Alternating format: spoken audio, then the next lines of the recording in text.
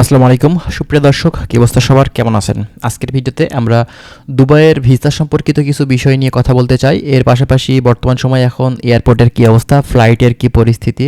বর্তমানে বাংলাদেশ থেকে এখন অনেকেই আসলে দুবাইতে ঢুকতে চাচ্ছেন, হয়তো ভিসা হাতে আছে কিন্তু ফ্লাই করতে পারছেন না। অনেকেই দুবাই থেকে বাংলাদেশে আসতে পারছেন না। সংযুক্ত আরব আমিরাতের বর্তমান এখন পরিস্থিতি কি, সকল ধরনের এয়ারপোর্টের কি অবস্থা আছে, সে বিষয় নিয়ে আজকে আমরা কথা বলার চেষ্টা করব। অবশ্যই ভিডিওটি আপনারা সম্পূর্ণ দেখবেন, বিস্তারিত তথ্য আমরা প্রতিনিয়ত দেওয়ার চেষ্টা করব। প্রথমত আপনাদেরকে বলি যে দেখেন, সংযুক্ত আরব আমিরাতের বর্তমানে এখন আপনার যুদ্ধ পরিস্থিতির কারণে এয়ারপোর্টগুলোর যতটুকু এখন দেখা যাচ্ছে যে আপনার থেমে থেমে কিন্তু শিডিউল চেঞ্জ করছে, এবং এই সময়টাতে দেখা যাচ্ছে যে শিডিউল চেঞ্জ করার পরেও এয়ারপোর্টে যাওয়ার পরে তখন দেখা যাচ্ছে যে অনেক সময় কিন্তু ফ্লাইট ক্যান্সেল হয়ে গেছে। এই সমস্যাটা কিন্তু কমন সমস্যা হয়ে দাঁড়িয়েছে, ঠিক আছে। হঠাৎ করে ফ্লাইট দেখা যাচ্ছে চলছে, কিছু কিছু এয়ারলাইন্স তারা কিন্তু বাড়তি সতর্কতা নিয়ে চালাচ্ছে, আবার কিছু কিছু এয়ারলাইন্স কিন্তু শিডিউল চেঞ্জ করছে, আবার কিছু কিছু এয়ারলাইন্স ফ্লাইট ক্যান্সেল করে দিচ্ছে। তো এই সমস্যাটা আমাদের জন্য কিন্তু খুবই হয়রানিকর এবং খুবই সমস্যাজনক একটি বিষয়।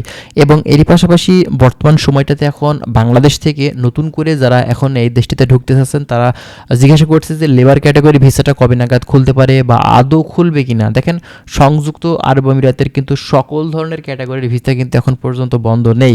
আপনারা জানেন যে সরকারি কিছু কোম্পানি আছে, যেমনটা আপনার ট্রান্সগার্ড, তারপরে আপনার হচ্ছে ফ্রি জোন। এরই পাশাপাশি বর্তমানে এখন কিন্তু হাই প্রফেশন ভিসাও কিন্তু এখন উঠছে, আপনারা কিন্তু কম বেশি হয়তো আপনাদের জানা আছে। তো এই দুবাই দেশটিতে আপনারা যদি বর্তমান সময়ে এখন ঢুকতে চান, তো এই ক্ষেত্রে অবশ্যই আপনাদের ব্যতিক্রম ভিসা নেওয়া ছাড়া কিন্তু কোনো উপায় নেই। এক্ষেত্রে কিন্তু অবশ্যই আপনার ট্রান্সগার্ড, ফ্রি জোন বা আপনার হাই প্রফেশনটাই কিন্তু চয়েস করতে হবে, কারণ বর্তমান এই সময়টাতে এখন আপনার যদি চিন্তাভাবনা করে থাকেন যে আপনি যাবেন, তো এই ক্ষেত্রে কিন্তু অবশ্যই যেতে পারেন, তবে সাধারণ লেবার ক্যাটাগরি ভিসাতে আপনারা কিন্তু এখন যেতে পারবেন না এই সময়টাতে, ঠিক আছে। এর কারণটা হচ্ছে আপনারা তো বর্তমান সময়টা এখন বুঝতেই পারছেন যে পরিস্থিতি তো খুবই ভয়াবহ। এই কারণেই এখন এই ক্যাটাগরিগুলো ভিসাও যে খোলা আছে এটাও কিন্তু আমাদের জন্য ভাগ্য ভালো, ঠিক আছে। কারণ আমরা তো সাধারণ লেবার ক্যাটাগরির ভিসাতে এখন তো কোনোভাবেই ঢুকতে পারছি না, দীর্ঘদিন ধরে যাওয়ার মতন কোনো ধরনের সুযোগ নেই। তো এই সময়টাতে এসেও যে আমরা এখন এই ক্যাটাগরিতে এখন ঢুকতে পারছি, এটাও কিন্তু আমাদের জন্য একটা সুযোগ। তো আপনারা যারা এই সময়টাতে এসে বাংলাদেশ থেকে এখন ঢুকতে চাচ্ছেন এই দেশটিতে, আপনারা অবশ্যই একটু ধৈর্য ধরুন।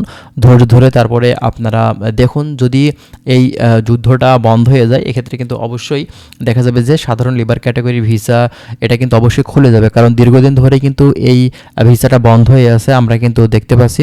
এবং বাংলাদেশও চায় না যে আপনার হচ্ছে এইসব গুরুত্বপূর্ণ দেশগুলোর যে শ্রম বাজার সেটা বন্ধ থাকে, আমাদের রেমিটেন্স খাত যেন নষ্ট না হয়, সেটা কিন্তু কখনোই আসলে তারা চাচ্ছে না। তো যাই হোক, বর্তমান সময়টা একটু সিচুয়েশন খারাপ আছে, তবে আমরা আশাবাদী খুব শীঘ্রই কিন্তু এর সমস্যার সমাধান হয়ে বাংলাদেশ থেকে পুনরায় কিন্তু নতুন করে কর্মী আবারও যেতে পারবে। তো এই বিষয়ে যদি আমরা কোনো নতুন আপডেট পেয়ে থাকি অবশ্যই আপনাদেরকে জানিয়ে দেওয়ার চেষ্টা করব। তার জন্য অবশ্যই আপনারা আমাদের চ্যানেলের সঙ্গেই থাকবেন। তো ভালো থাকবেন সবাই, আশা করছি বিষয়গুলো বুঝতে পারছেন। যদি আরও বিস্তারিত তথ্য আপনারা জানতে চান অবশ্যই আমাদের চ্যানেলের সঙ্গেই থাকবেন। ভালো থাকুন, আল্লাহ হাফেজ।